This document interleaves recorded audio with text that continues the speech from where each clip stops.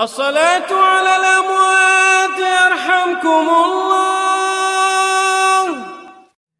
أعوذ بالله من الشيطان الرجيم.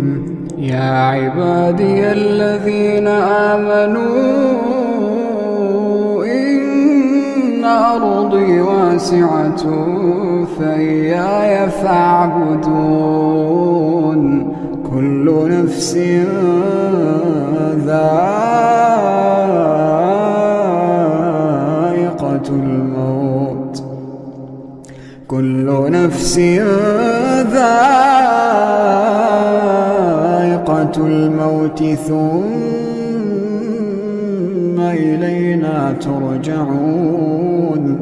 والذين آمنوا وعملوا الصالحات لنبوئنهم من الجنة غرفا تجري من تحتها الأنهار خالدين فيها.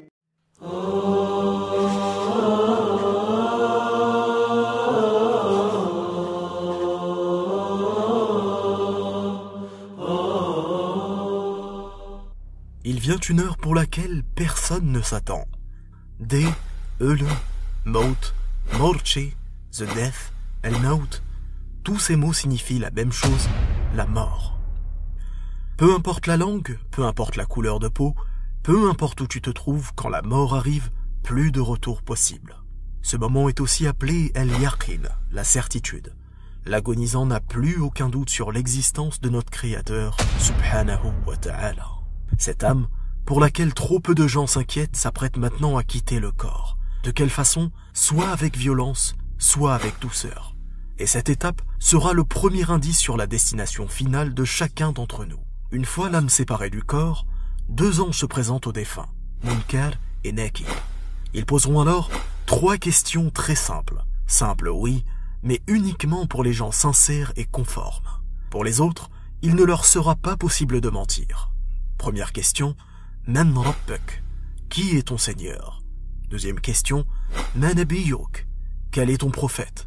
Troisième question, Ma Dinuk, quelle est ta religion? Alors, selon les réponses données, 2 possibilités se présenteront aux défunts. Soit le châtiment de la tombe, soit les délices de la tombe. Et ceci, jusqu'au jour du jugement dernier. Le châtiment de la tombe consiste à ce que la tombe se resserre au point que les côtes du défunt s'entrecroisent, puis lui sera présentée de façon continue sa demeure finale en enfer, tout en étant atteint par sa chaleur et ses contraintes. Les délices de la tombe, en revanche, font que la tombe s'élargit, qu'une porte du paradis est ouverte et exposée au défunt, tout en étant atteint par son parfum et ses bienfaits. Pour finir, avant de mourir, chacun d'entre nous doit se remettre en question, faire un examen de conscience chaque fois que cela est possible.